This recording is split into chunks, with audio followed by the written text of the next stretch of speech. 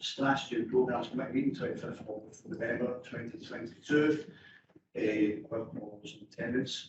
What I'll ask is for a sort of roll call as such of colleagues who are on virtual, so that we are clear about who's online and who's actually here at 131 Princess Street for people's awareness. Thanks very much, Chair. Good morning, members who are online. We'll just do a roll call so we've got an exact correct record of exactly the meeting today. Can you shout out and call your name? Andrew Walters. Hi there. Yes, yeah. I'm working remotely, so there you are. Councillor Lennox. All in here, thank you. Councillor Horton. I'm here, thanks. Councillor Sinclair. Yes, I'm here, thanks. George Hazel. Yes, here, thanks. Is there any other member online that I've missed? Thank you. Okay, thank you. Moving on to declarations of interest. I'll just. Sorry, I thought we had. Yeah, so apologies this morning. O'Donnell and Councillor Donnell. Okay, moving on to agenda item 2, declaration of interest. I'll just call that my usual, and then declaration as a record. Is there any other declaration of interest? Chair, I'm still advising North Ayrshire Council on some transport matters. Yeah. Any other declaration of interest? No. Okay. Thank you. Moving on to agenda item 3, minute of previous meeting. That's the 9th September 2022, pages 1 through 6. So fire through in terms of accuracy. That is on page 2, page 3, page 4, page 5. Indications of issue from accuracy. I don't see any, so can we agree on this, please? Okay, again, we'll go back until matters arising. This is a couple of agenda. Again, back page 2, 3, 4, and 5. Any matters arising? And that, don't see any. So we disagree. Agreed. Moving on to agenda item 4, that is the revenue monitoring report as at period 70 on the 15th of October 2022 and updated financial forecast for financial year 2022-2023. That's page 7 to 26, and the recommendation is outlined on page 10. Thanks, Chair. This is what we see as a really positive report. The year-end forecast underspend of £5.9 million. It's actually predominantly not an underspend, it's predominantly over recovery of income. Points. So it's quite a detailed report. You're covering all the key areas for the organisation. What I want to do is to pick out the 3 highlight main areas that are reducing the position. Those being subway income, bank interest, and all third-party payments. So I'll start with subway income. The position we're at is that we're forecasting lower recovery income to be £9. And really what that reflects is the really excellent recovery we're having post-COVID in terms of subway patronage. As reported to the operations committee a few weeks ago, the last 3 periods we were around about 90% of pre-COVID patronage. I'm happy to say that actually it's strengthened since then. Further, we're now around about 95%. And I think in the last fortnight, or the previous fortnight to this last week, some different events in the last week. The previous fortnight, 9 out of the previous 10 days were close to 100%. So a really fantastic recovery we've got. There is a bit of context that the budget was set early in the year when there were concerns around Omicron. And so it's a reasonably cautious budget. But even with that, our recovery in the 90 and now into the 95% level is way in excess of anything in terms of any other public transport in Scotland. We'll bring a paper to the next partnership specifically on subway patronage to highlight that. And I think I've got to say that the underlying reasons for that, there are all sorts of things happening in terms of the city and our transport modes, etc. But the fact that the reliable service is there being paid out has been in many ways with COVID. And so moving on to the second item, which is bank interest, where we're forecasting 1.2 million recovery. In reality, this is a bit of a windfall, and it really just reflects the fact that base rates have moved to 3%. We are now starting to see some serious rates coming through in terms of investments, which is really beneficial for us as an organisation, and we're going from the funds to invest. The third thing, in terms of the third party payments, which is an underspent forecast and expenditure, so that's a forecast of underspent of £940,000. Again, I would say this is really positive news. What we had in there, when we set the budget, we had real concerns around inflation. Obviously, those concerns with inflation have been borne out, as everybody knows. It's not actually come through to us in any strong way yet, and yet it's the crucial word here in terms of the contracts that's in place. Because obviously, a lot of the contracts already have CPI linked to the contract from the previous year, etc. But we will get a heavy impact in 2023-24. To give you an example of that, current forecast for electricity cost next year is an increase of 29%. So there are significant increases to come, but in this year it's a positive story. So another, I think, important piece of context in relation to that 5.9 million position is that to balance the budget this year, we actually took 5.2 million out of the budget. So actually, in reality, we're not far away from where we would have been if we hadn't taken those actions to balance the budget in the first place. And so, in conclusion, what we propose to do is there are no proposals in the report at the moment to do anything specific with our underspend. And that's because we want to get to the end of the financial year and identify the areas across the organisation where the highest pressure points are. We'll have identified that through the budget process for 23-24, and also we'll be refreshing part of that process long-term financial strategy. So once we've identified those key pressure points, we'll then be able to make recommendations about how we utilise this underspend. So, Chair, there's a lot in the report, and there's a lot of detail in there as well. So I haven't covered things to cover the areas, but happy to take questions and then there are more details. Thanks, Neil. Just a quick observation. See that Councillor Dowson from South Ayrshire is now online, and I should have said at the very start, I welcome to Councillor Lawrence and Neil from Western Marshall. Apologies. Anyway, back to the agenda item 4. Any questions or comments for Neil? David? Yes, please. Thank you. Thank you, Chair. Neil, when you're talking about an underspend and then the allocation to priorities, which committee would those priorities, which committee would they go to be agreed? Thank you. Ultimately, partnership, because the reality will be that we'll be identifying those priorities as we go through the budget process for 2024 and looking to reflect them in the 23-24 budget. So it will come through strategy programmes initially and then go to partnership as well. Thank you. Okay, anybody else? Ed?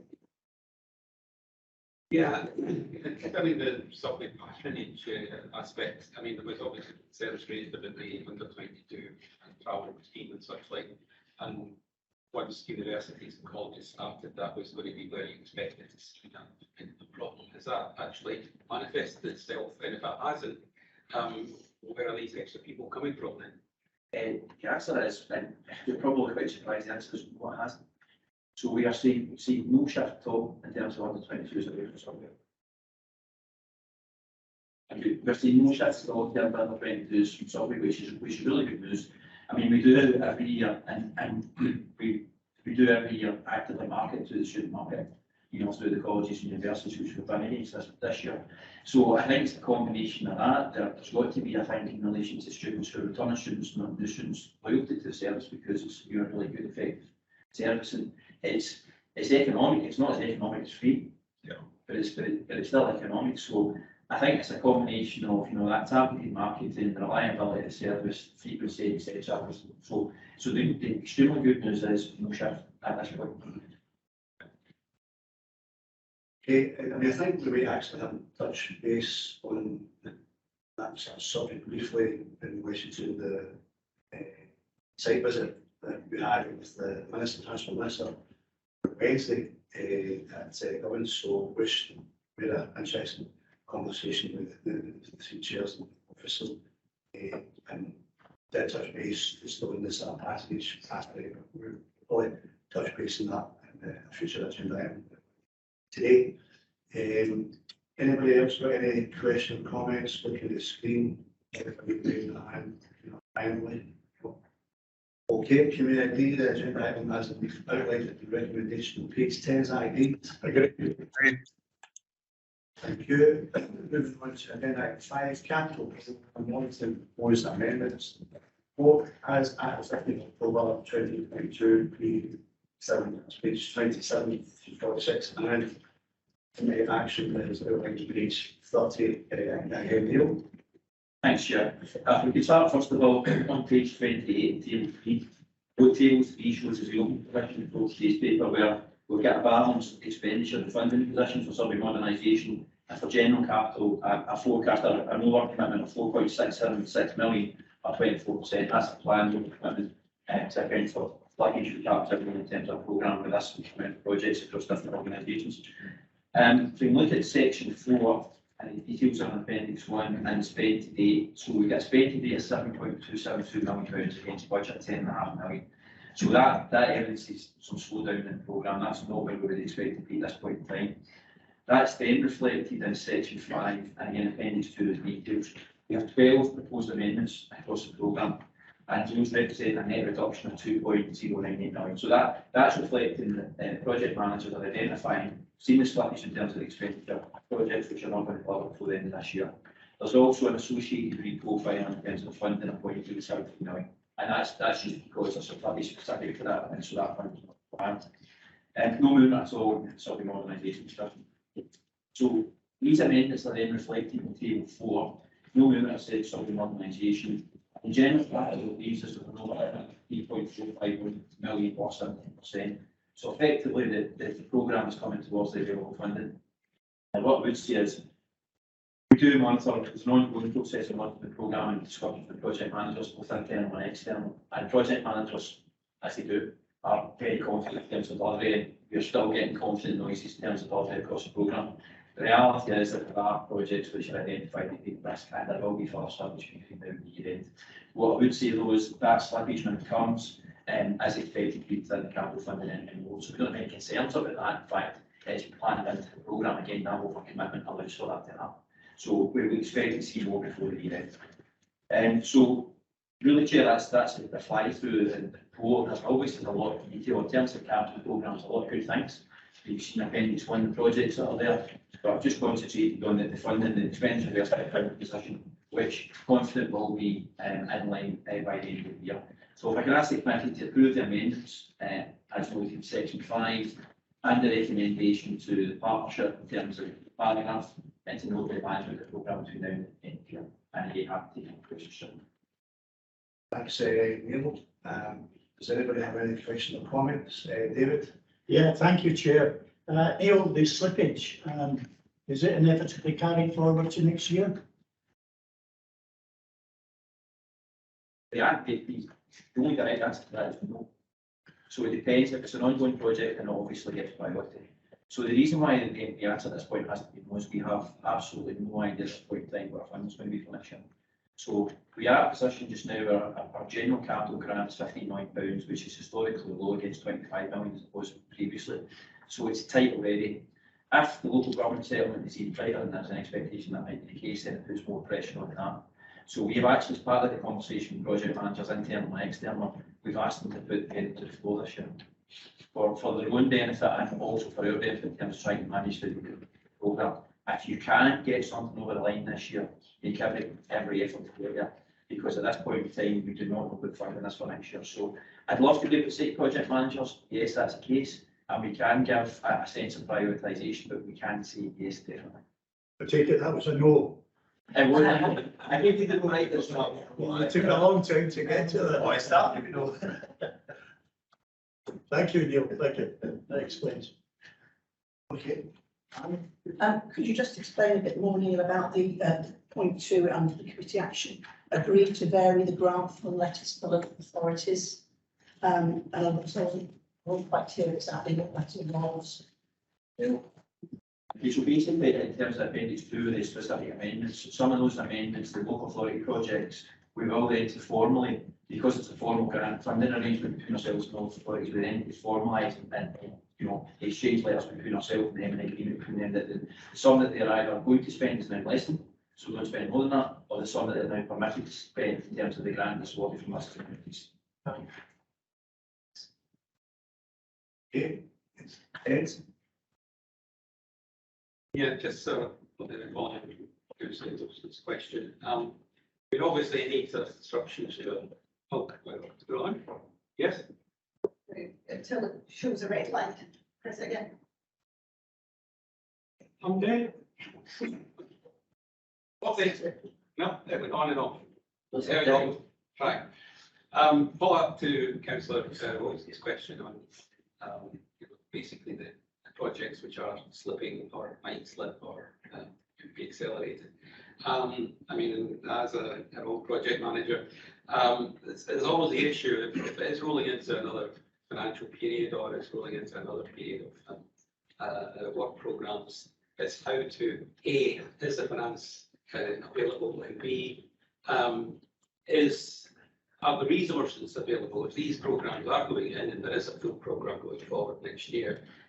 What's the impact? As you said earlier, perhaps the program isn't set in stone yet, but there might be surely some concerns and some priority issues. There are, yes. I mean, I think we put there as a very solid situation, but there is an underlying difficulty, and that underlying difficulty always comes from the fact that it's single year funding. So it's single year funding with no forward notification of what it's going to be. You know, so the programme has around about 100 projects in it, and they are projects which are very different in nature. Some of them are single year projects, some of them are ongoing projects, some of them are ongoing projects which are distinct phases.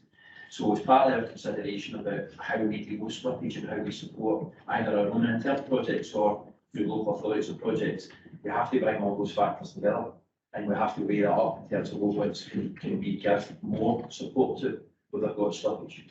So there's not a single easy answer, and there's not, if you're sitting on the other side of the fence and you see the grant funding or your project manager with an SPT, the difficulty is I can't give anyone absolute comfort because A, don't know the sum, B, it's a complex programme with different priorities, and it's just, there's an element of it which has to be subjective around about where the priorities sit when there's constraint funds.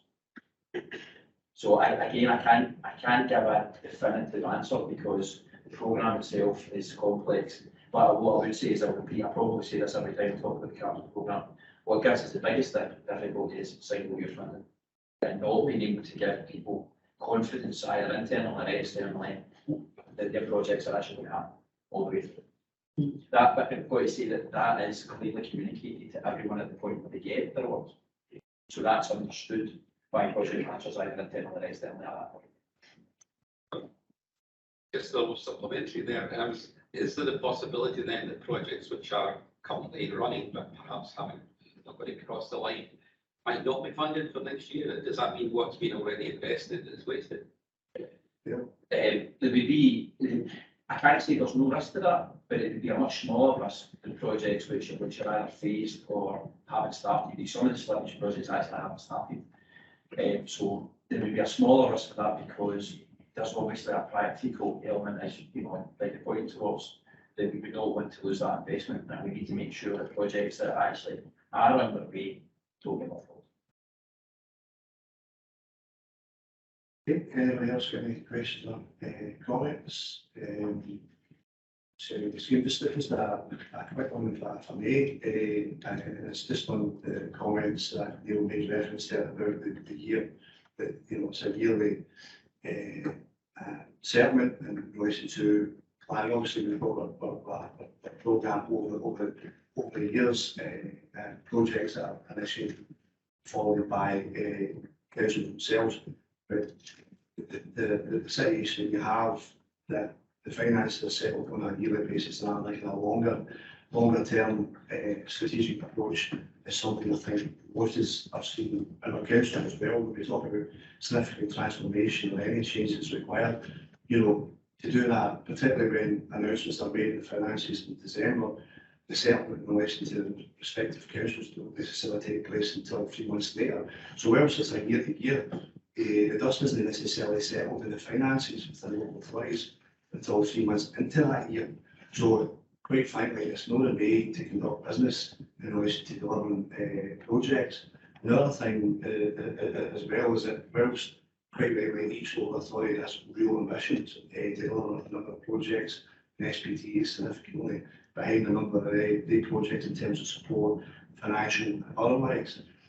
The difficulty we've got, again, within local government, is the fact that when it comes to budgeting decisions, transport departments are necessarily easy pickers when it comes to savings. Now, the reference was just made there about a capital budget, once upon a time being 25 million, now come down to 15. God knows what's going to be come next year. But in terms of the consistent revenue cut within local government has meant it is extremely difficult to deliver projects, and that's an element of a chicken and egg situation. We have got great ideas, we have got ambition, we've got real enthusiasm to develop projects, but we do not have necessarily the resources to back up in terms of the delivery of individual local authorities, despite the best endeavour. And I think to regardless of the rules or whatever it be, if projects are not backed up with resources, i.e. staff to deliver these projects, then we've got a big problem. Projects don't get delivered by themselves. Fresh air. Anybody else on the? Yeah, can I add one thing? There's one crucial thing I think I'll ask actually, which is that if our grant stays the same at 15 million next year, that stands still only for projects at all. And I'm sure everybody could say construction inflation, steel inflation, which are things that, the capital programs say they're relying on a ridiculously. So if it stays the same, they're just going through projects. It's as simple as that. Can't squeeze any more out. Sorry, no, just to add in that, to me, it's extremely depressing that at a very high level from central government, we get all this supposed commitment to public transport, but there's never enough long-term funding to actually enable anything really, serious to be done. And I don't know what we can do about that other than as a partnership, just keep making the point that we need long-term, that yearly settlements just aren't good enough. We need, long-term commitments.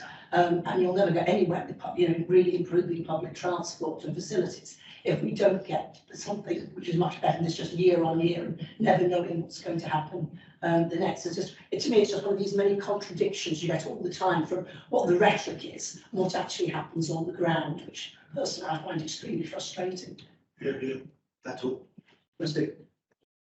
Maybe it's a question for later in the agenda, but it occurred to me that obviously there's been a lot of change in terms of funding for example, active travel, with the Scottish national budget being increased to 10% of the total transport budget in Scotland. Is there a role or is there an opportunity for SPT to spend less perhaps on active travel, for example, and given that the vast increase in uplift nationally that should be coming directly from the Scottish Government? Bruce, is that a question for Bruce? Yeah, because we had that paper that last SPT in terms of an active travel was very much part of that. So yeah, not be updated later on. You're absolutely right. It's going up. Scottish Government funded for active travel 10% of transport budget. By 2024-25, £320 million, I think it is, and we've been working very closely with Transport Scotland to try and ensure that quite a significant proportion of that comes down to SPT and council. So you'll see later on, we managed to secure the kind of programme for regional active travel grant to secure 580,000 this year. Off the press and not confirmed that yet, it looks like that money's going to go up to about £1 million next year. Like spoke about that new yet. That literally is off the press. We'll wait and see what happens there.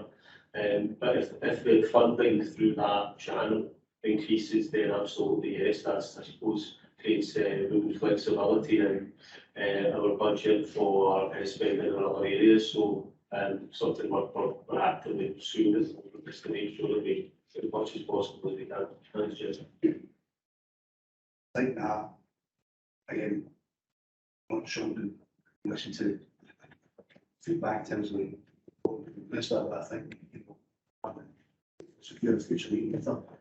I think that's the area of discussion we'll certainly be having on that front. Okay, yeah. Anybody else got any questions, comments? Anybody in line? Let's see. Okay, can we agree the committee action as an outline on page 30? That agreed. Great, thank you. Moving on to agenda items, which I think is for voting.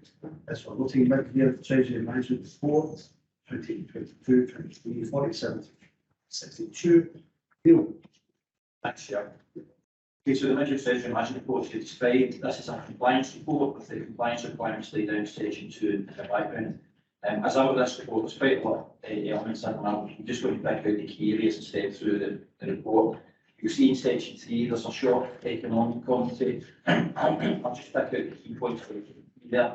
High inflation rates, again, everyone's very well aware of that, and those high inflation rates are going to drive up costs for SPT, and the same as all individuals and organisations. Rise in interest rates, those rising interest rates are providing us with a benefit in terms of our investment returns, which is discussed in the revenue management law, but it will likely add cost, it adds cost to suppliers in terms of how they operate, and that will affect SPT as well. Section 4, there is a request to the committee today. We're looking to change our counterpart list to add the debt management office, which is a SPT institution. And it's basically to provide us with more flexibility and investment options. And it is, because it's UK government, it's a good investment effectively. Go back to that recommendations. Section 5, all the way through section 5, there's nothing specifically mentioned. Now, all of that is specifically the capital programs we've just discussed before. Section 6 and page 52, table 6, again relates specifically to the capital programme, so nothing to identify there specifically.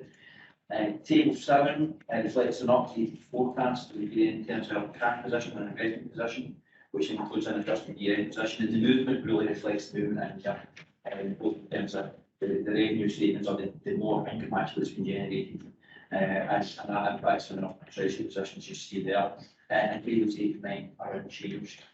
Basically, section 7, which is fairly short, pages 50 to 54, is the capital report.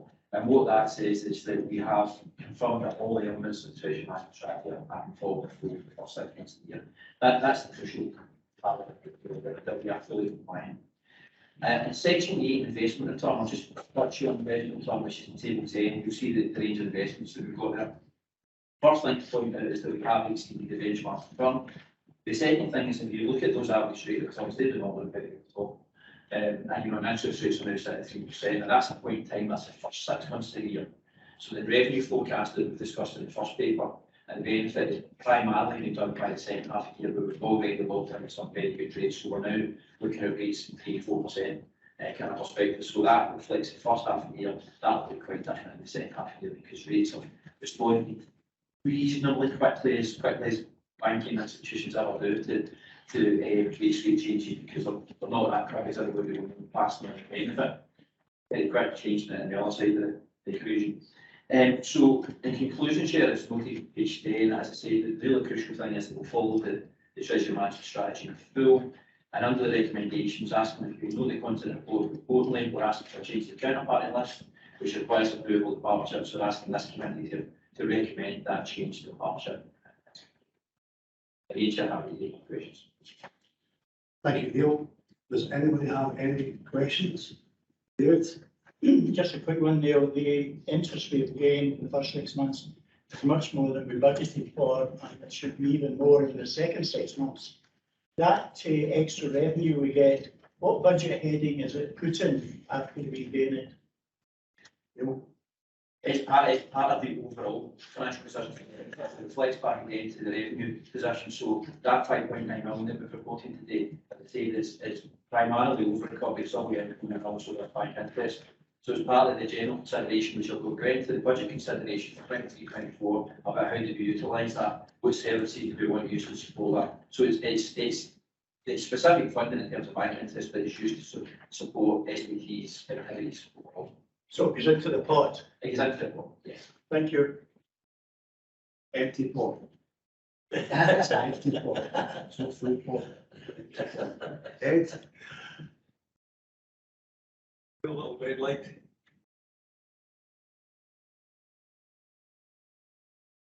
Is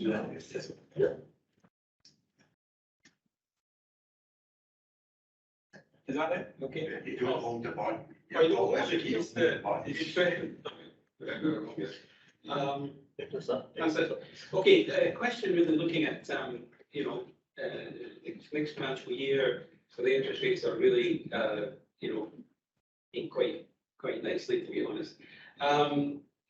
You know, I know this is a compliance report, and that's probably looking back, but in terms of looking forward, how are you profiling, you know, perhaps cash flow, whatever requirements are going forward to take advantage of those interest rates that are predicted to be up to 4.5% in 23?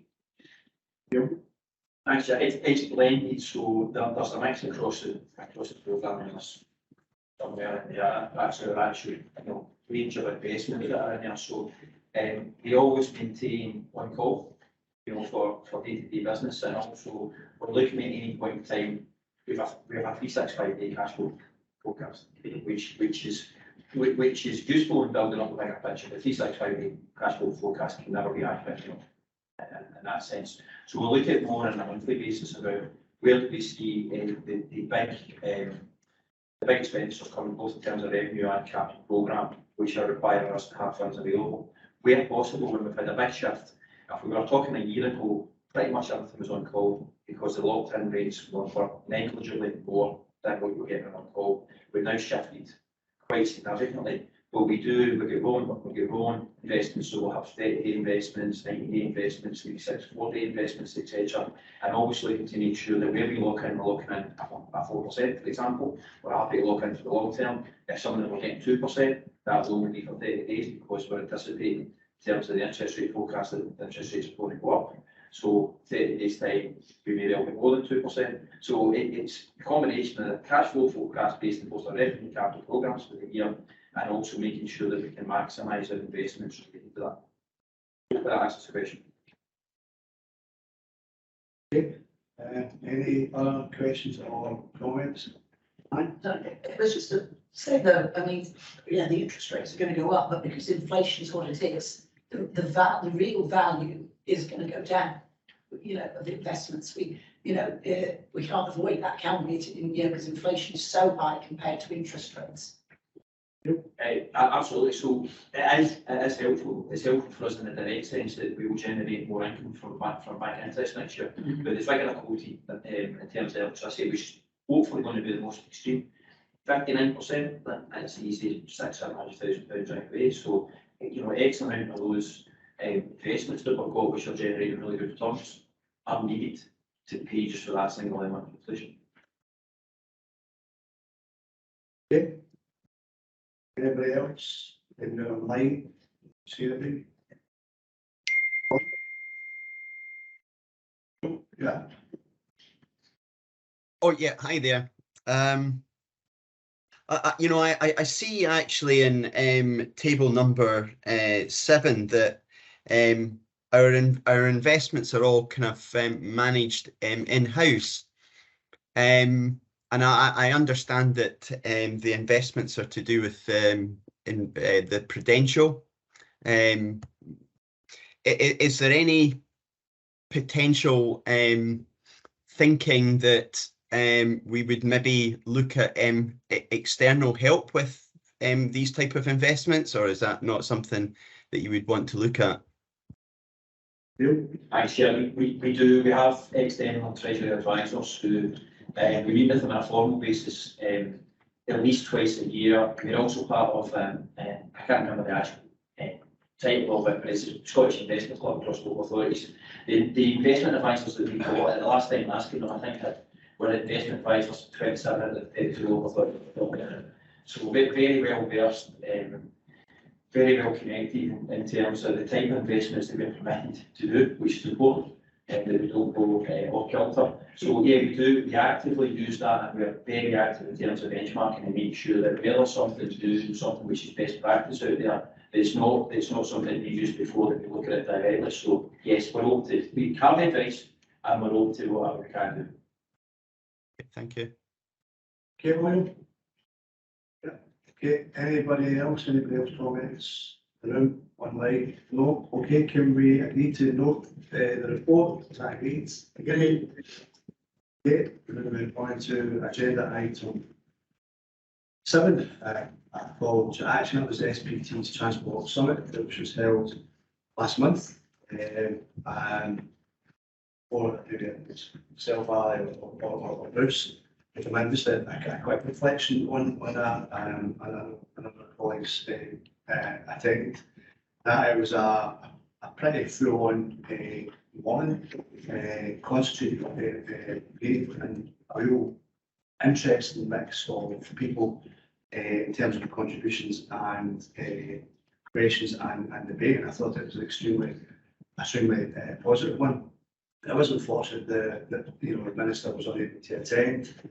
The reason for the date it was set, unfortunately, kind of clashed with Glasgow's City Council's full council idea, but it was actually tied in line with the minister's obligations, and that unfortunately didn't happen. But generally, I thought, the whole feedback we got from pretty much everybody I spoke to was it was an extremely positive and upbeat kind of to-do, let's go on with in terms of transport.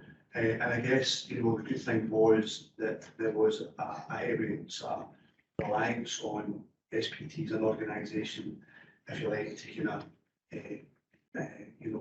pull that together in terms of taking that forward. And I guess, obviously, I think from that success, a welcome pressure on us to if you like, take next step in terms of winning the feedback to all those who contributed.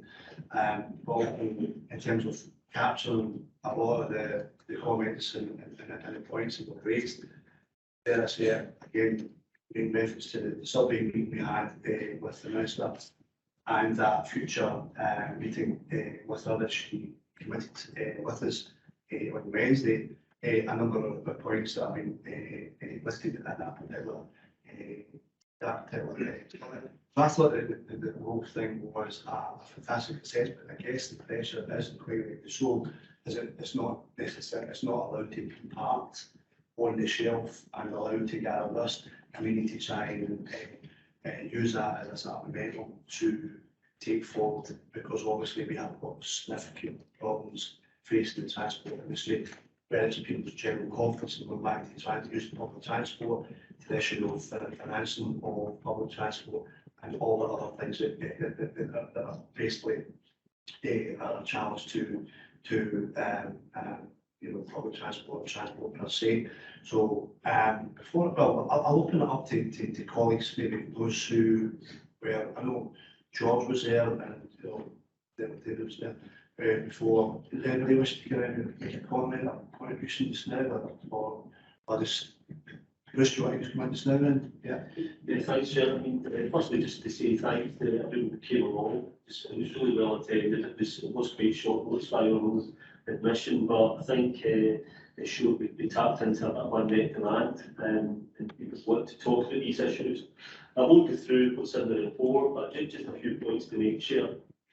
It's really interesting to hear different voices talking about transport. So we have people from the economic development side, the business community, we have people from the social inclusion, public health and wellbeing side. We were really hearing different sides of the story, but all, as the chair said, all with the same view that we want to see the West of Scotland prosper on the back of a sustainable transport network. And I think really it came across as something that we've said quite regularly now. There's huge policy alignment between what we're doing at regional level with what's going on at national level, what's going on at local level. We've got priorities in place that a real desire now for action and delivery and for things to change. And that's something I think that's very much permeated our work in SPT at the moment. And that's an ongoing process, getting a lot of focus just now, really turning this into action. Whether that means stronger cases for the Scottish Government for investment in transport, whether that means a stronger focus from SPT, what we can do, how we can show leadership and take things forward and deliver the change that people so obviously want. That's something that's permeating all our work. So in terms of practicalities from the session, the summit session, which I thought was excellent. Really good contributions from the floor as well, from the attendees over there, not just the speakers.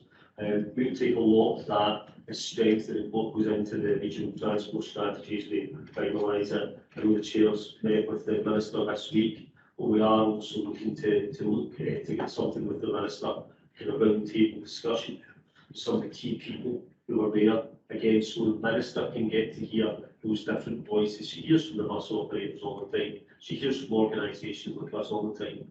What was interesting, as I say, hearing from the business community, economic development community, academic side, and really try to get that across there. But this isn't just us saying we want money for more investment in transport. It's essential for the West of Scotland's economy, social inclusion and environment that we need to get this investment. So there's a letter of preparation to go to the Minister for that. I would also say we thought it was such a success. We are looking at future ones, maybe local business just now.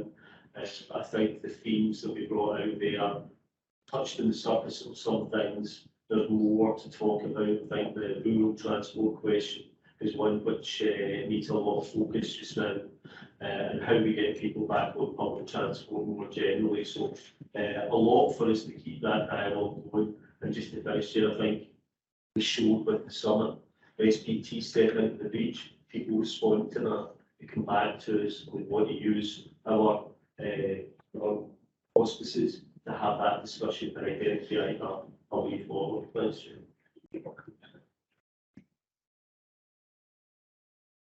George? Thanks, Chair. Really just to support what you've said and what Bruce has said. I thought it was a very successful day.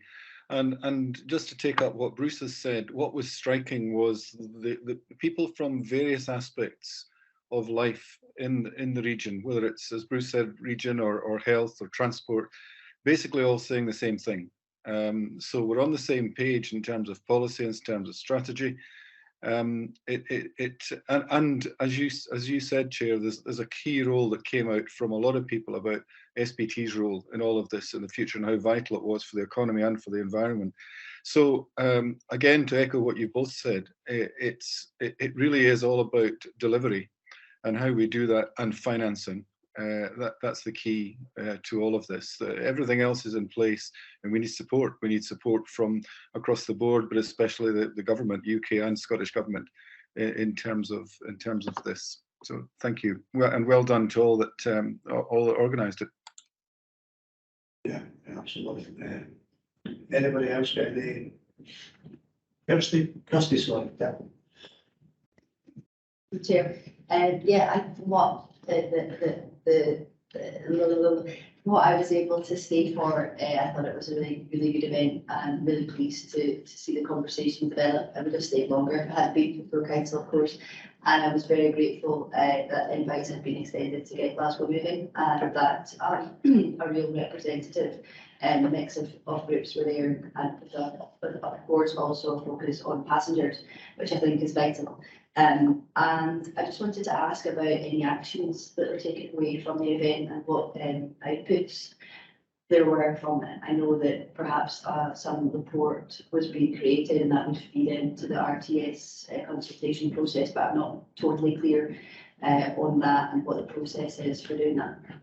I think the RTS is one part of it, but also to say go through the second part of it, nice conversation that we have with the Minister. That's when we found out about that, yes. Bruce. Yeah, and when we did SPT colleagues were there, John Bannon was taking notes, detailed notes from the whole thing, and that is very much in the RTS process. What you see in the report there is a summary of that. But the chair's right, again, what's really coming out of the RTS is this desire for delivery. Yes, we need strong policy, yes, we need strong strategy, fair to say that many times. There is a focus on delivery, and I think a strong RTS, I think that move to speak with the Minister, get those different voices around the table, which she doesn't get to hear perhaps from a transport context, and move that forward. And as we're saying, SPT got a key role to play in that, to be in the driving seat and show leadership and take that forward. So that's where our attention lies. Thanks. That conversation may happen in the next agenda, maybe. Anybody else got any questions or comments? for this. So Chair, if you Sorry, don't mind, Valerie, yes. just maybe to pick up point, I was listening very intently on the day and speaking to many of the stakeholders who were in attendance and the conversations that were taking place. And I think there was one key message that came out whilst we talk about delivery, which is absolutely paramount to ensure that we build a sustainable transport network. I think everybody reflected on the issue that actually building a sustainable transport network at a time when public finances are extremely stretched is going to be a challenge. However, it's important that SPT and its role as the Regional Transport Authority continue to make the case for more transport, more funding into transport, not just in building infrastructure, but in delivering services. The two go hand in hand. And I think there's a general recognition in the room by many of the stakeholders that actually all came down to looking at what we could do with whatever funding is available. So I think that was one of the key messages, and one of the reasons why, as Bruce has referenced, maybe trying to get some key stakeholders in around the round table with the Minister to talk about these issues and to talk about how we actually allocate to maximise the best use of some of that funding. But obviously, as we progress with that, we will come back to committee on two goals. Yeah. Okay.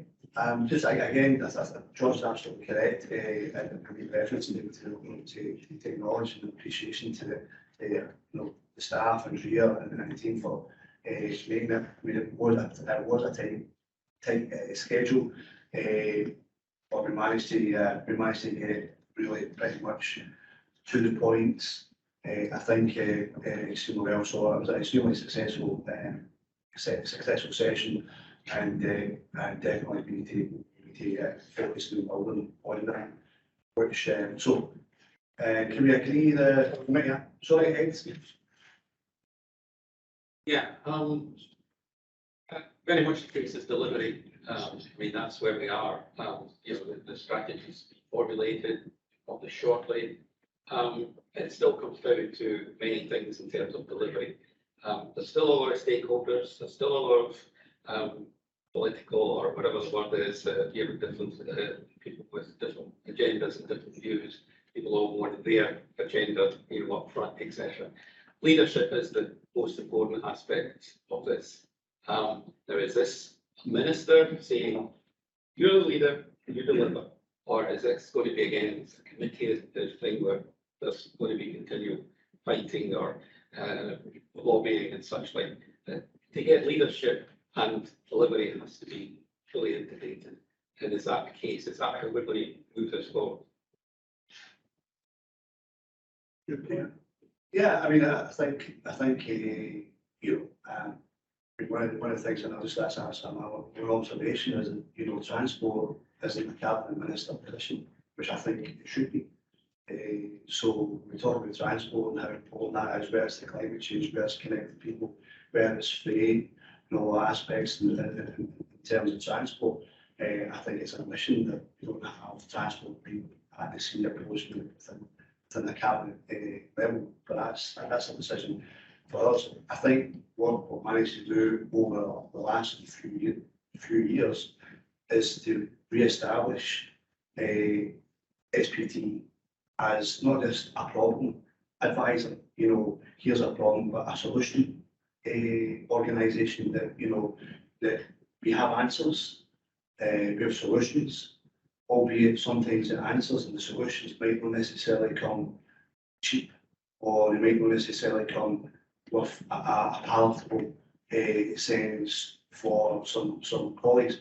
What we've done over the last bit is basically trying to create the profile for transport in a period of time. Sometimes the transport is well down the pecking order in terms of agenda. I think we've managed to establish that, and I think again the transport discussion with the transport minister there, I kind of got the feeling that there was a real enthusiasm to engage by the transport minister with SPT insofar as that what is the solutions in that, and I think that's what our role is, not just to highlight the problems and the difficulties and all the rest of it, but to provide solutions, and I think that's what we've managed to do over a significant period of time. And I think, you know, due to events where there's financial difficulties for bus operators, for local government and the rest, I think we're at a crossroads right now, and it might provide that opportunity to make some difficult decisions, but difficult decisions are going to be required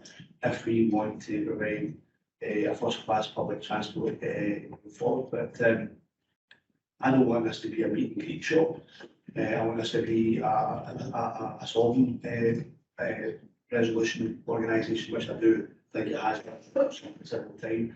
And I think people are starting to I feel like, correctly learn, maybe a bit late in the day, but finally starting to realise that SPT is an organisation for good in relation to public transport. And I think we're starting to get that. I think we're starting to get that here, and I think it's important work we need to maintain and make sure that we're proud that the foot is in the door, that door is well and truly kept open, so that we press the right buttons and provide solutions for us to make some difficult decisions, but decisions we may make. Sorry. Anybody else? Chris? No? Ed? Anybody else? No? Okay. Okay, can we agree the actions to the warrants? That's in page 65, is that agreed? Agreed. Moving on to page item 8, developing all of the staff by regional bus strategy and delivery plan. That's pages 67 to 76. And right action is outlined on page 74. Yes, so thanks, Chair. It's interesting to say about problem solving, and this is what this paper is really about. Is bus a problem in the west of Scotland? The response that we've had from the RTS consultation so far is a firm yes. It's not doing what communities need. It's expensive. It needs to change and it needs to move forward. We acknowledge the fact that operators and ourselves have done so much over recent years, but it's not enough. It needs to change, and that's why we've got this paper here. You remember the discussion we had in partnership in September, and stating a regional approach to the bus, and that's what's in front of you today. We also had the member information sessions, which I think were really successful in helping elected members, appointed members understand more about the 2019 Act processes. Myself and Gordon talking about the current context for bus, perhaps exposing a wee bit more about the reality of what it is to operate a bus service in today's conditions. Very, very challenging.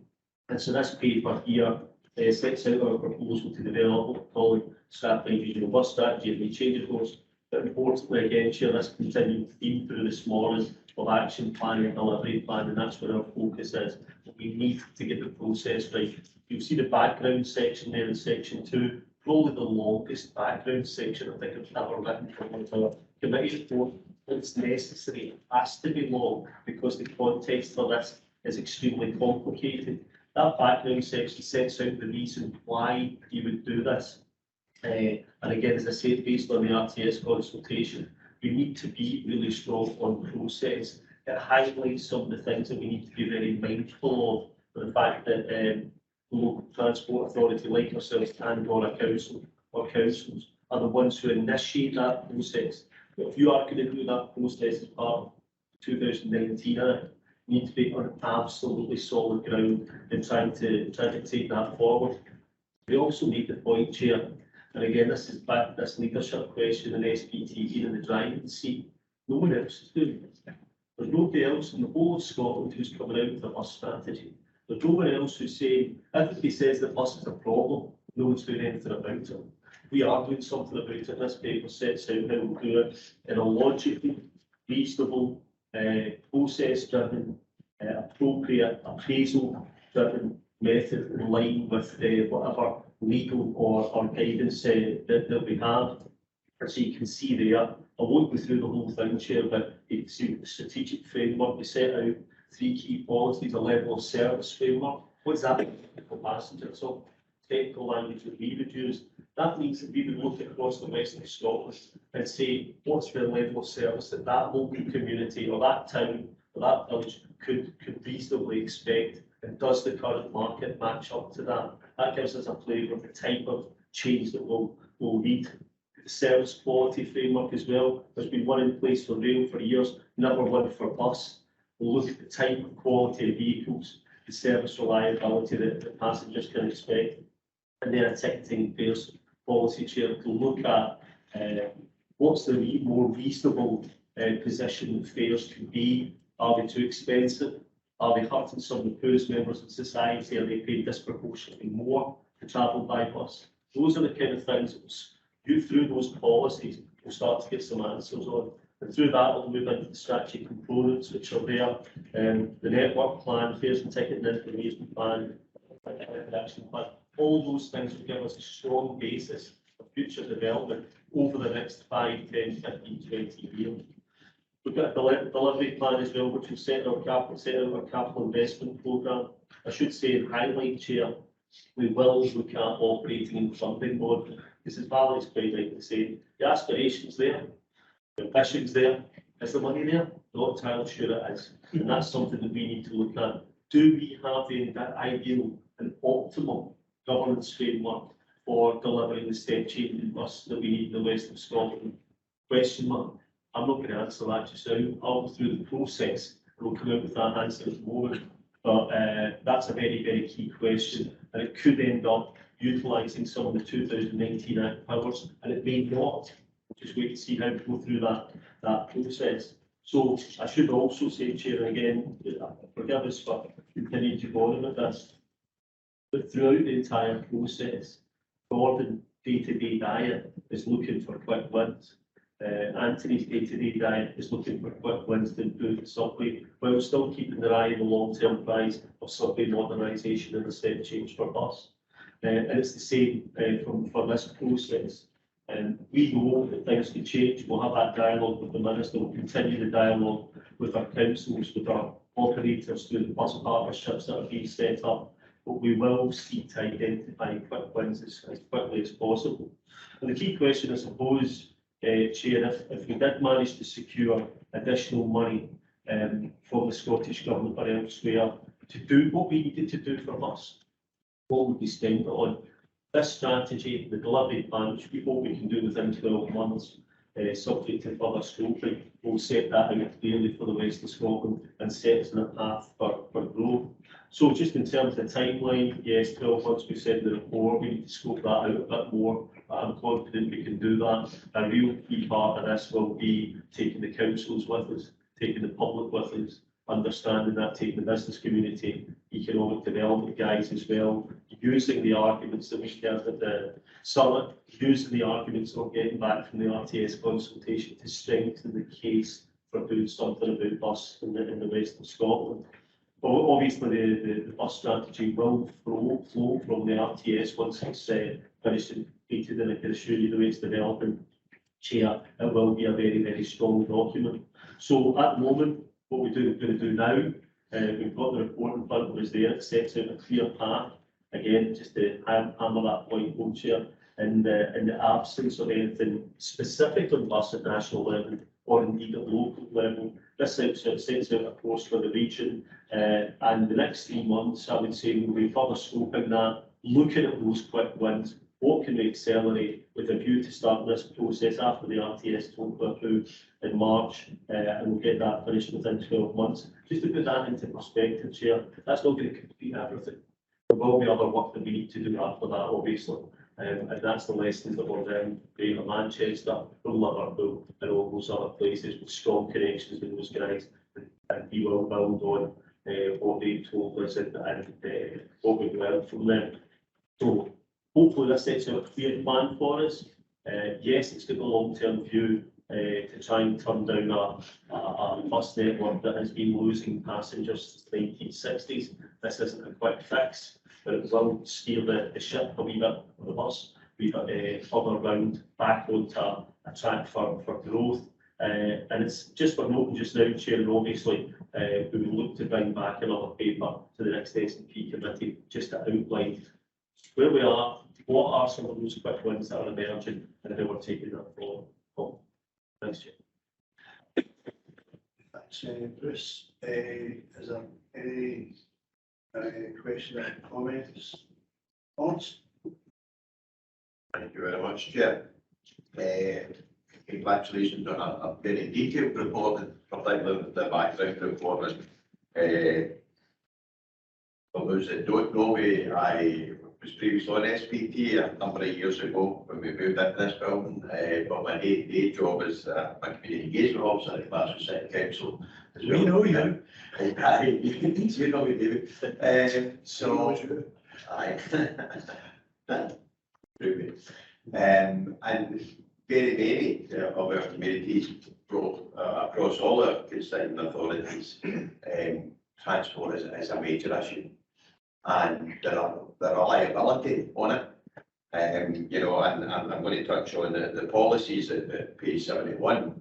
You know, we reference the level of service framework as well as the service quality framework. Not so much touching on the fair affairs part at this time, you know, and I'll speak on behalf of one of the parts of the community that I serve, which is faithfully in Clydebank. The level of service framework for number 2 would indicate that there would be 6 buses every hour in and out of Faithling, which generally it does have. But the service quality framework, when 5 of them are running back to back, they are literally seconds apart, not minutes, not 10 or 12 minutes apart. They are seconds apart. And the reliability we then have for folk who are moving out of Faithling to go to work, to go to hospital appointments, etc., causes major concerns, and particularly with our school children in the morning and to a lesser extent at night. So I very much, you know, agree that there should be that policy in place, and we agree that, you know, but it's how do we police it? How do we enforce those policies as part of our strategy, as part of our overall delivery plan to say, yes, this is what we need, this is what we want, here's how we'll get it. But if there's any parts of the break of that, how do we ensure that you know, we get to that point in time that whether it's a sticking plaster or whether it's a solution to that, I won't take any comments. Thanks, Jim. Tom, do you want to come in? Yeah, thanks, Chair. If we can pick up 2 points, Chair, if it's okay. Ed made the point around leadership. It's very clear, you know, clearly set out in this document how SPT have taken that forward and building on the work that we've done over many, many years. So I think the document's very clear, and also that point around consultation with users, non-users, key stakeholders, operators, again, clearly set out. So it's important we build from that strength. It's important we build from that strength because of the point we do in finances. Never been tighter. You know, it's a very boring report. You know, we make no apologies for that. It's very process driven, because making that case when money's tight, that's the approach we've got to take. So it's very clear on how we're going to do that. Pick up on Councillor Neil's point around faithfully, and I think service 2 you're referring to it, which if memory serves me right, was at one point the busiest service I think in Europe. Runs from Baillieston to Faithfully, very, very long route. Passes through 2 local authorities within that, umpteen traffic lights, umpteen shopping centres, different areas there. My point being, within the policy, there has to be supporting policies to make sure buses move, be that land use, be that reallocating road space to give buses priority, making sure local authority policies and actions support public transport use. So there's a number of bits to that jigsaw. It's not purely the ticketing strategy or the name of the side of the bus. We need the supporting policies to get buses moving, and that's a major issue across there. And again, one of the issues we'll pick up through the strategy. Right, Anna, a minute, William, should say. Thanks very much. I just wanted to add a couple of things to what Gordon and Bruce have both said in response to some of the comments made this morning. But I think there's 3 things that occur to me straight away. One is that in creating a regional transport, a regional bus strategy, which is absolutely a must, but moves into transitions into delivery is really important, and SPT recognise that and will take that leadership role in that. I think we also have to just make clear that that actually is being done in the absence of any national bus strategy. There is no such thing as a national bus strategy, so we will take the lead in that in terms of regional transport and the regional bus strategy to the west. Which is the first thing. The other thing that's tied into that is Gordon is quite right. Any bus strategy has to have a number of service strategies as well. One of the key issues as part of this is road space allocation. In terms of how attractive bus is as an alternative, you know, you're not going to sit in the same traffic on a bus. And therefore there needs to be a grown-up conversation with all of our constituent councils about road space and land use. And I think that's really important. And all those things taken together will lead into that discussion about outcomes. And that's what we're focusing on, is outcomes. So the bus strategy will feed into that action plan and will feed into that outcome. We're clear about what we want to do in terms of making bus an attractive alternative, which integrates to the rest of the network. It's a public transport network. So as outcomes, I think we're quite clear about that, and that was reflected in the RTS, the regional transport strategy. So it kind of flows out naturally from that, but that will flow into that plan, and that's what's really. Sorry, Chair, just one final thing, just to add to some of those comments. Which would be, when you take all of that, you cannot get away from the fact that we also have to be cognizant of the fact that this has been done at a time when finances are going to be very, very stretched. And I think we have to take that leadership role about discussing how we best use the available funding that we've got, but also about making it clear that any change will take money. There is no getting. And it's not just money, it's skills and resources. There's a huge dearth of skill and resources in this field. So it's not something that can magically happen overnight. It will take time, it will take process. And that due diligence is absolutely paramount to ensure that we don't have any kind of challenges at any later stage.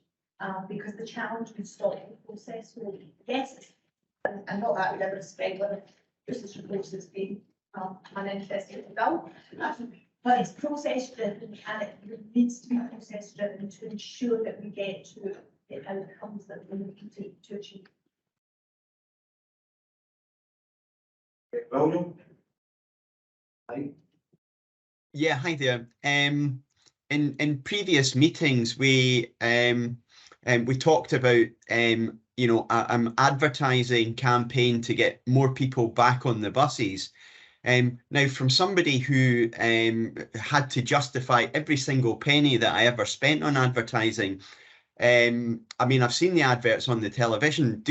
Is there any way that we can actually see if there's any uplift by advertising on the television? Just on that, it's a really interesting point. In terms of simpler, SPT does advertising for a road, subway, etc. as an operator. There was meant to be a national campaign to get people back onto public transport following COVID and the recovery process. Now, I understand it's still on the agenda, it's just that it's not happened yet. So it's something that pops up from time to time in conversations with Transport Scotland. We are told it will happen because that's part of driving people, telling people that public transport is there and it is safe to use. So we will pick that up again. We pick that up every couple of weeks to see where it's going. I understand it's a matter of funding at the Transport Scotland level. Just before we end, again, still a broken record here, but that was one of the very things we spoke about with the Minister on the back of the great success that we've had in relation to the numbers and subway, using the subway, you know, with a fairly high leverage to kind of create that confidence with the members of the public travel and those who don't travel, to basically, you know, we need to get the confidence out there. So I know we've done our internal stuff to communicate to members of the public, it's safe to travel in public transport, for what is safe, it's environmentally friendly, and all other boxes that get ticked along the way. But certainly, we made that point with the Minister, insofar as we need to kind of get the whole issue, which to transport per se, we need to get people's confidence back, and a message needs to be a little bit more aggressively, if I can put it in lay terms, from the top, the Scottish Government, to encourage people to start using public transport because it's safe to do so, and also it's environmentally friendly as well. Anybody who sees it always these days, it's a nightmare. And just really following on from what you said, Valerie, I think it's very important, given as you say the really tight funding there is going to be, is that in looking at the overall strategy, and I think the paper's great, it sets out everything that needs to be done. We always make a point of what the ideal solution would look like, and this is the price tag for it. So that there's no question that we haven't got the ideas, and as I say, the solutions and everything that needs to happen. So that central government can't turn around and say, well, you know, why did you do this, we should have done that, and that wasn't ambitious enough or whatever. We make sure we paint what the ideal picture is all the time, and what, in running in a perfect world, what it would look like in the west of Scotland, and that's the price tag for it. So take your pick. Do you want that really world-class bus service and public transport service, or don't you? Because in a previous life, looking at public transport services in different parts of the world, I've never came across one anywhere that didn't require massive public subsidy. The public transport generally does not make a huge amount of money anywhere, it doesn't matter where you are. You look at the really good systems running around in parts of the world, and they've just got massive public subsidy in one form or another coming to them. So let's just make it clear all the time. We know what we want, and we know what good looks like. We know what excellent looks like, and we know what the price tag is as well to get there. And that's what I would like to see as a member. Yeah, and before I invite George in, because as I'm still alive for him, we need to change the tone in terms of the cost, in terms of, you know, public transport, because there is a cost if you don't invest. Yeah. And I use the word invest. If you don't invest in public transport, there is a cost, whether it's the economy, the environment, and health, and all the rest. And so it works both ways, and I think that's the one we need to invest big time. George, sorry. Yeah, Chair, yes, absolutely. I agree with that. In fact, I made the point, I was speaking at a rail conference last week, and I made the point when talking about roads, the government always talks about investing in roads. And that's right, it is an investment. But equally, it's an investment, as you've just said, as Anne just said, in public transport, bus, rail, or whatever. And we need to start changing that language. Anyway, what I was going to say is I think this is a really good report, a really important report. I support it, and some really good questions. The last point Anne made about figuring out what we need to do and costing it, so the government knows exactly what's required. Yeah, all of that, I agree with that. The one additional point I would make, and I think, you know, Gordon Bruce will have got this and will agree with this, but in section 3.7 it talks about the fact that the key to success will be the involvement and buy-in of partners in its development. And I really want to check what you mean by partners, because there's a big difference between consultation and what I would call co-design. And what I mean by co-design is the classic product design process that the market goes through, and that is you check with the users what not what their transport needs are, but what their lifestyle needs are for business and people. What do you need to get around and do what you need to do? And you sort of co-design the services with them. Now, a lot of that might not be affordable, but you build it from that, so top down and bottom up as well. And that includes, I would say, that includes non-users as well. Why are you not using the buses? Why don't they work? And so I hope that in some way that's part of the process, that that when you talk about this buying in of partners and involvement of partners, that's part of that process as well. Thank you, Chair. Bruce, come back. Yeah, thanks, Chair. Thanks, George. Yeah, it's you take a step back and say, why are we doing this? It's for the passenger, and as George was saying, it's the non-user. Some of the people that Lawrence talked about there, the communities that are out there with a less than satisfactory bus service. That's why we're doing it. And that's them. We want them to have more opportunities, better lives, a better transport network.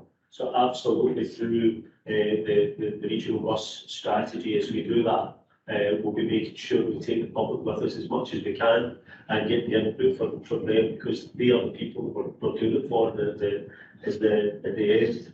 It was the same with the regional transport strategy. The easy option is to just sit in our office up the stairs and write the strategy and away we go. That was perhaps the way they used to do it back in the old days, but now you need to do that consultation, you need to do that engagement. As George said, it's moved on actually from that language.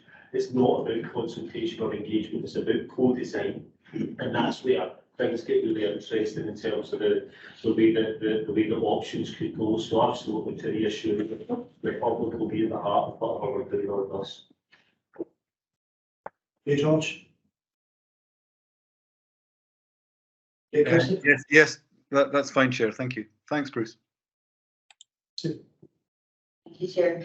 And actually, I was going to make a similar point to Anne, and that, you know, of course, the funding is very important. But at this point in time, I feel like the onus should be on making the case for the funding. It shouldn't be on us to find the solutions to the funding problem, but it should be on us to make that case for funding.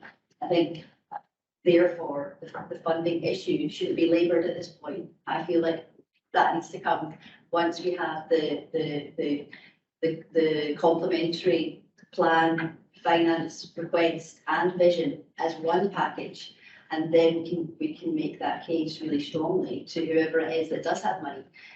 So I think I just wanted to reiterate really the points that Anne's making on that. I completely agree and completely encouraged by this strategy. I think it's really great to see us you know, having that taking that visionary approach and leadership approach, and really making that case for the specific changes and actions that will be required to move us forward. So I just wanted to ask a few questions, and one of them was just on the process and how the delivery plan will be produced and monitored, what oversight the partnership will have over that. I think it's important that we have as much detail as possible on each individual action and each individual step that's required to get us to where we need to get to. I think that can be quite difficult to engage sometimes without knowing exactly what those specific actions and specific steps will be, because we all kind of know the end, but it's not always clear on exactly what the steps are. So that would just be the first process question, and then I just wanted to ask a little bit about whether, as part of this business plan, integrated and fare capped ticketing across modes will also be explored. I know that this is a bus strategy, but of course we can't view it in isolation, because a good public transport system and good buses go hand in hand, so that people can move across modes, use the bus and use other modes at the same time. A lot of people might not use buses because they don't integrate with other modes of transport at the moment. So I think that's a really crucial element as well. And I hope that the strategy will be cognizant of the wider picture there, I suppose, and integrated ticketing is a really vital part of this. I think, yeah, to make the case again that for whatever change is necessary in order to achieve that, no matter what the challenge, I think understanding a little bit about how we might be able to do that would be really helpful. And I just wanted to also ask about whether the business case will also explore a scenario where SPT operates more of its own services. I think that is kind of implied within the delivery plan. I just wanted to ask that explicitly. And then just, I hope that municipal ownership provision of the Act will be an early action, given that these regulations have been published and we can move forward. We can hopefully move somewhere with that at this point. And also that Glasgow City Council are currently doing this. And I think we don't want to be left behind. We don't want to be left behind in terms of other people moving forward with these before us and making that case. We want to be making that case as strongly as possible, because we all believe that SPT is best placed to do that job of operating more of its own services. However, we know that others are also trying to make that case as well. So I just wanted to make that request that is an early action. Okay, thank you. Between Bruce and Gordon, so start with Bruce. Thanks, Chair. I'll back to Gordon for the difficult parts. but always. Just, you're absolutely spot on. It's about making the case. This is about making the case, and that's why if you look at the process that we've identified there, we talk about the operating and funding model at a point through the process. We don't come out and say at the beginning, we want to use this part of the act, or we want to use some other method. It's no, but by no means a legal obligation for any authority to use the 2019 Act, even though it is tempting that they're there. Decisions will be made at the appropriate point in the process. And I think just in your point, Councillor Nels, about the partnership being involved, absolutely. And you know, through this committee and the partnership, we'll certainly keep you updated. And obviously for approval at key times, so we'll come back to that. Cover monitoring, section 3.6, that will be a huge part of this. When we've got the level of service framework, so just a moment in time, things will change. We need to look at that and see, are things getting worse or are they getting better? Is this a time for us to step in? In terms of the fares and ticketing, we cover that again in 3.4.2. Absolutely, all options are on the table there, I think, to try and move things forward. And as far as the business case goes, SPT run more services, again, that will be taken care of through the process. But I think it is important to say that, you know, we're not blindly sitting here looking into the future and hoping for the best. We've got a process we've set out. We will follow that process. I know we'll bring Gordon in now. Gordon's perspective, watching what's going on with the network support grant being withdrawn from the Scottish Government, operators facing a really challenging time in maintaining their service, getting a sustainable model for going forward. That is hugely challenging, and we will react as the Regional Transport Partnership as appropriate should anything severe or difficult happen in the network. We'll do our best to make sure, as we always do, we'll do our best to make sure we hold on to that. And just the last point, you're leading the way here. No, SPT is leading the way here. We've been doing this for a long time. I keep reminding people we had our bus policy many years ago. No one else is doing a regional bus strategy. No one else is putting a name to something like this to actually go through a proper process to take it forward. And absolutely work very closely with Glasgow City Council and colleagues across there. We will make sure that those processes are as joined up as we possibly can to take them forward. Gordon, you want to? Yeah, thanks, Bruce. Thanks, Chair. Just to say, Councillor, I think the excellent point around finance and funding, and absolutely, you know, this paper, we don't start at that point. We start in terms of the outcomes required for the West of Scotland, you know, the objective-driven, evidence-based approach, and that's right and proper. At the same time, as Bruce had labelled it, you know, we can't get away from the financial reality and the climate that we live in, and that's why it's so important to make that case. Never have we seen, you know, such a challenge in terms of our bus service. It's, you know, we got a crisis really in terms of bus service provision. Never have we seen more public money been injected into keeping the buses moving throughout the course of COVID. Never has it been a more challenging time, but one of the things discussed at the CUP and so on was perhaps now it's a time to make those changes. We want to achieve those outcomes. So very much that's the approach we take through there, but I think it plays very well later. Okay,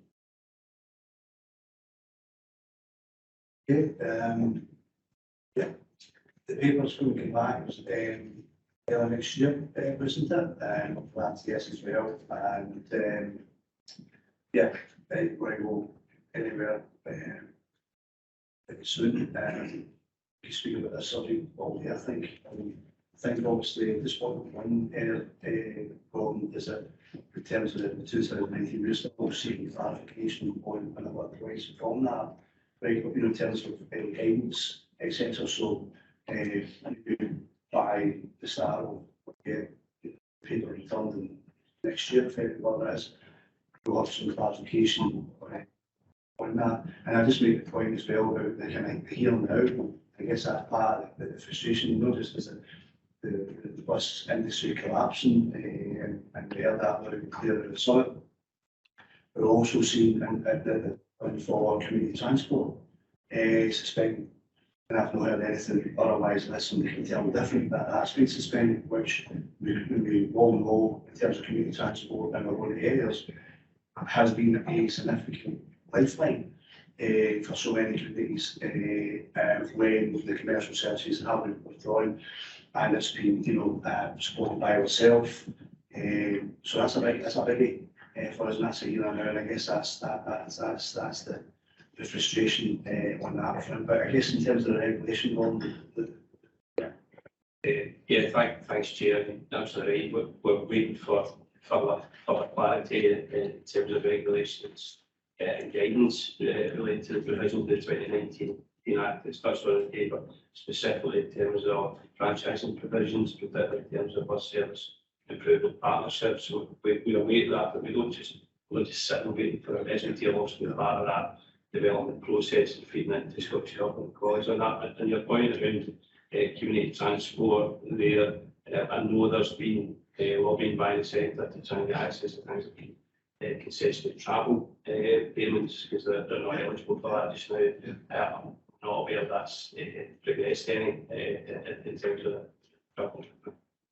Yeah, I think maybe we can get our show behind that wheel as well on that. And another thing I would say is certainly the David Hill chair, Alison Chair's apologies and family agreement, is that, if there's any indication that there's a blockage in terms of moving things on, we want to know about it, so we can make the necessary, we don't want any delay in this process because the situation is pretty urgent.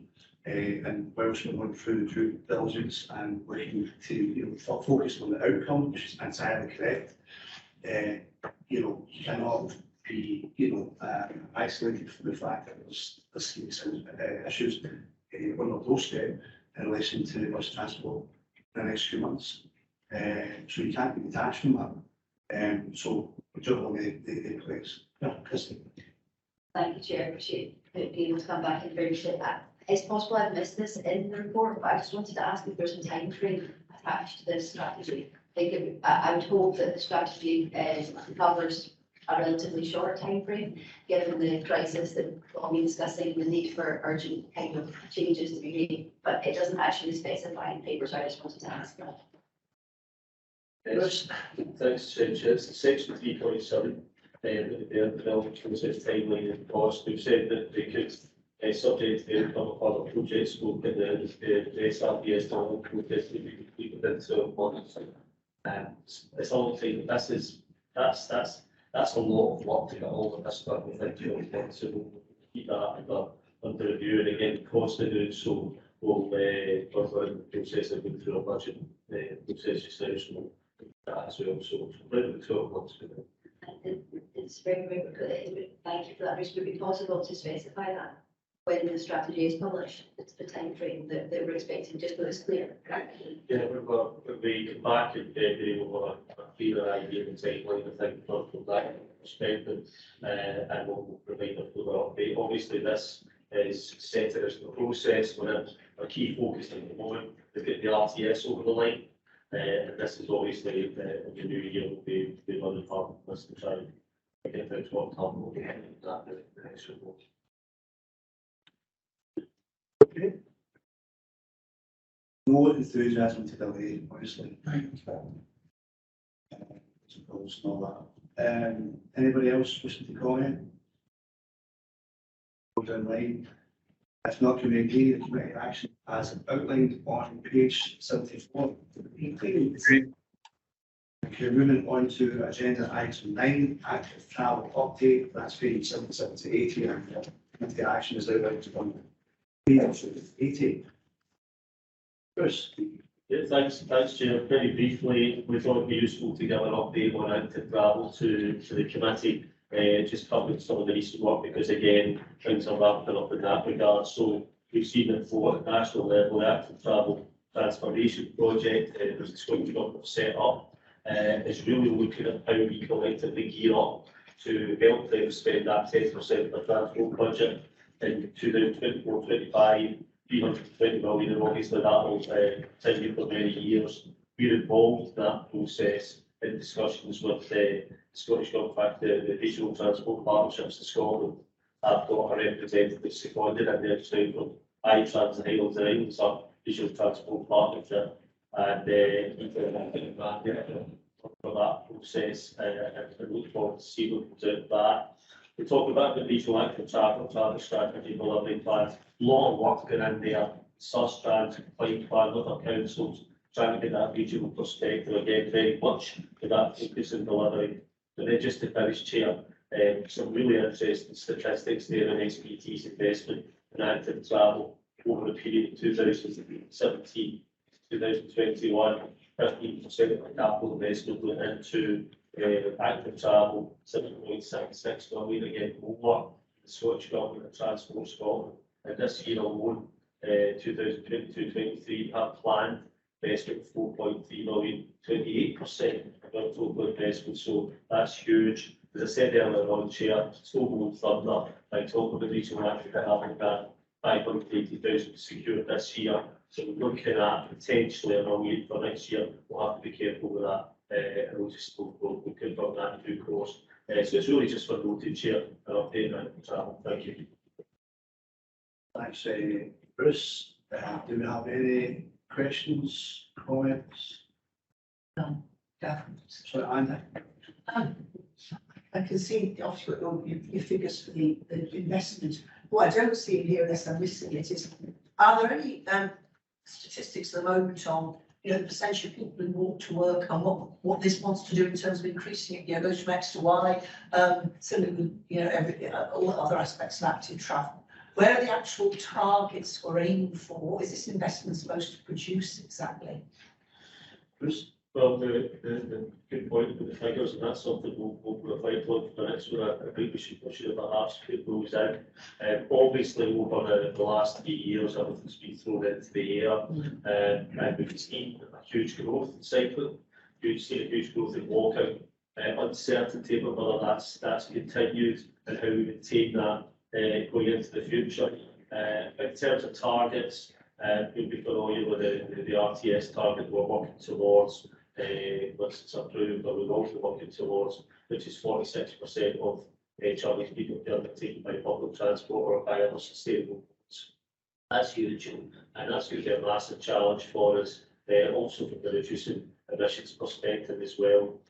Those are the key targets for us. We will be including more detailed targets, the regional active travel strategy, that'll be a kind of sub-strategy for the RTS. And we'll look at matching the government on improving on those as we move forward. I know our colleagues upstairs are in regular dialogue with Transport Scotland about their current plans, and they have some changes coming as far as their cycle strategy goes. So we look to absolutely take forward. So it is a huge challenge to kind of get that level of use back, which we saw during the COVID pandemic, but that'll be our focus on this investment. And obviously, I'm very committed to that through my 10% commitment to spend on the end of the budget for travel. That's fine. Right. William? Mike? Yeah, thanks, Chair. It was really just to provide an update on where we are with the active travel strategy in East Ayrshire. The second stakeholder engagement process has been concluded. The comments collated and they're currently being reviewed by the Ayrshire Roads Alliance. The next step will be for the Ayrshire Roads Alliance to take cognizance of that feedback and to make any amendments to the draft strategy, which they consider to be appropriate.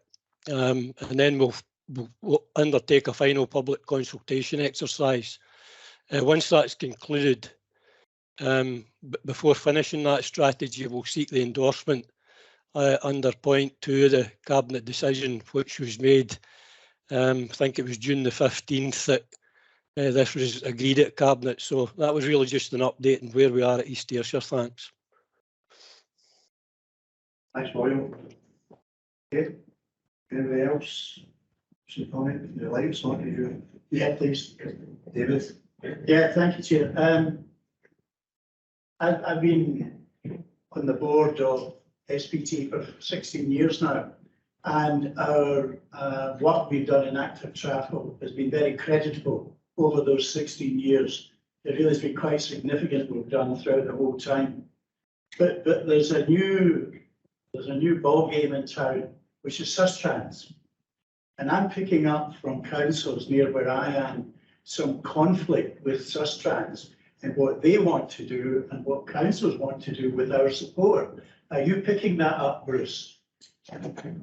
Bruce, I think it's safe to say it has been challenging over the last few years. But when you're going into, as you're saying, Councillor Wilson, you know, look back to SPT's done in active travel over the last 10 years. We've gone from a very small proportion of our budget to, as you can see, the report, a very significant investment.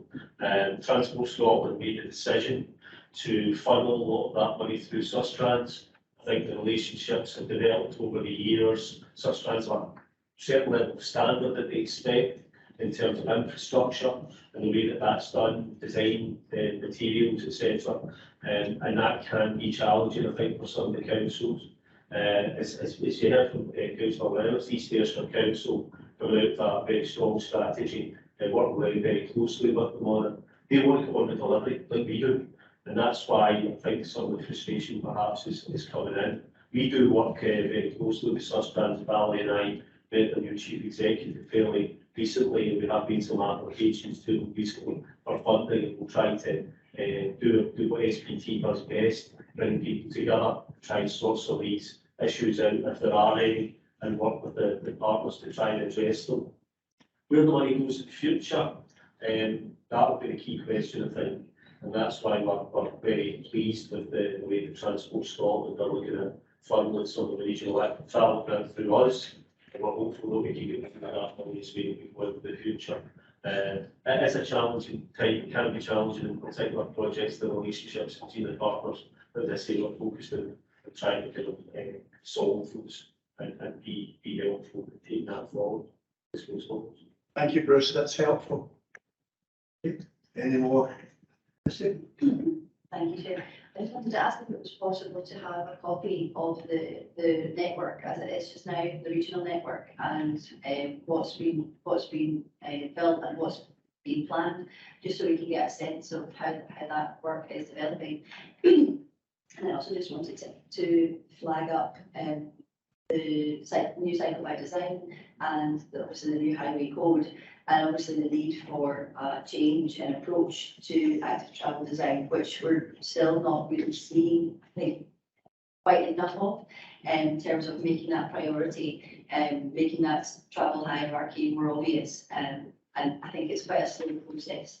I would say, even in Glasgow, we're seeing new projects going in which don't promote that hierarchy in the best possible way, that don't necessarily make the driver stop at junctions, for example.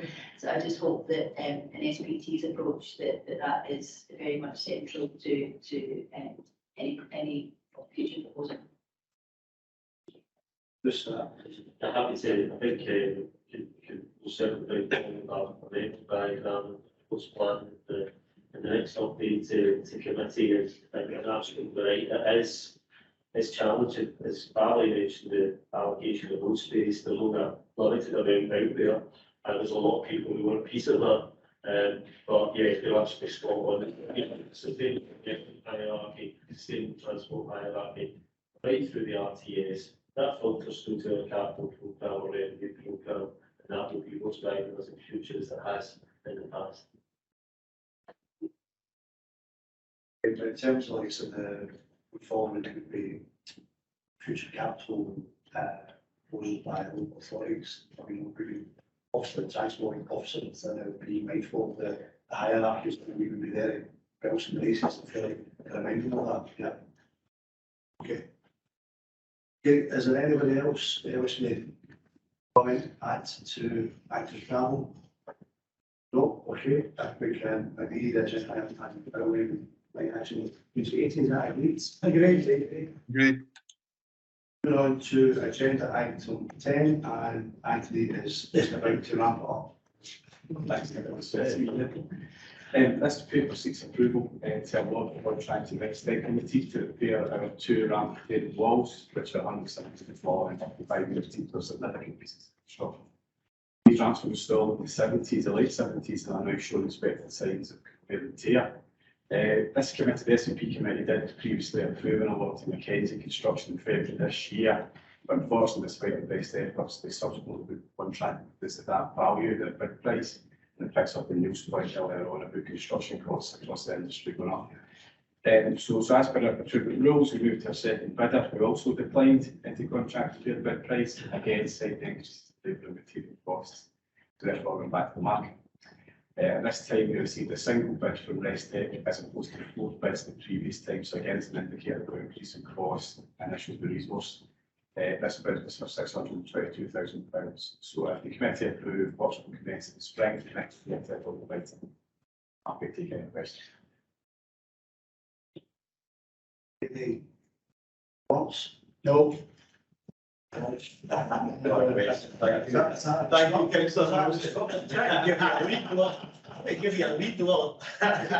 Thank you. I'm just looking at, there is some detail here, Anthony, in terms of the price increase, a considerable price increase as well. And given that, and I wouldn't ask how much the price increase is, but given that the work isn't due to start till next spring, if we factor in what we've been speaking about all morning, in terms of that's a fixed cost, you know, and I see it's fixed rates, we don't indicate that there'll be any pressure on that, or more importantly, Restec don't turn around in a few months' time and say, well, fancy what's been. Yeah. Thank you. Thank you, Councillor. There is that risk, obviously, because there's another period of time to go. However, given that Restec did the first time as well, and now rebid on this contract, I'm pretty sure they will factor in significant risk amount in that. So yes, there's a risk, but it's unlikely. I think this is the first time that I've been aware of contracts and not on the bid price, and hopefully that happened here. I think it has happened before, but not very often. So I don't want to say there's no risk, but I hope it's not given that we do this twice now. Okay.